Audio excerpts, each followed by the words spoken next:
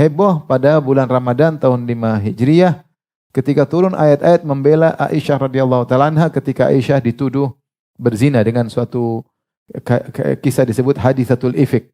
Ketika kisahnya panjang sebagaimana sering kita dengar bahwasanya Aisyah terlambat dalam pulang dari safar, kemudian dia dituntun oleh seorang namanya Sofwan bin Mu'attal As-Sulami.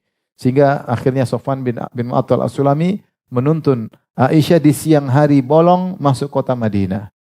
Kemudian orang munafik bikin isu sehingga mereka mengatakan Aisyah berzina dengan Sofwan bin Mu'attal As-Sulami. Padahal kalau namanya berzina tentu tidak begitu, terang-terangan masuk di tengah kota tanpa ada.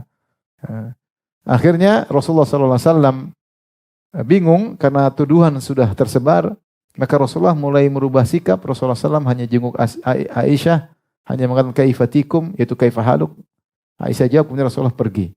Ya, tidak seperti biasa Rasulullah mencumbui, Rasulullah menciumi istri-istrinya. Kali ini Rasulullah SAW merubah sikapnya, tapi Aisyah tidak curiga, tidak tahu karena dia tidak bermedsos ketika itu. Tidak ada medsos, tidak tahu kabar-kabar luar. Nanti setelah lama baru ketahuan ketika ada ternyata kabar sudah terberedar di Madinah. Aisyah enggak tahu karena dia bukan orang yang sering keluar rumah. Dia enggak tahu. Jadi Ummu Mistah yang kasih tahu ya.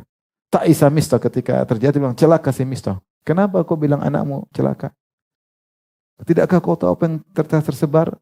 Tidak tahu ada apa? Akhirnya cerita. Situ Aisyah kaget radhiyallahu taala anha. Maka Nabi pun tidak bisa mengambil sikap karena Nabi tidak bisa membela Aisyah karena ini perkara gaib. Rasulullah tidak tahu hal yang gaib. Sehingga Rasulullah tidak berani mengatakan istriku tidak berzina. Enggak berani. Sampai Allah yang kasih tahu baru Rasulullah bisa ngomong. Rasulullah hanya panggil, tanya sama budaknya, gimana menurut kamu Aisyah? Budaknya bilang dia orang baik, begini. Tanya kepada sifil, bagaimana Aisyah? Orang baik. Jadi Rasulullah pun bingung. Ini perkara gaib. Ya.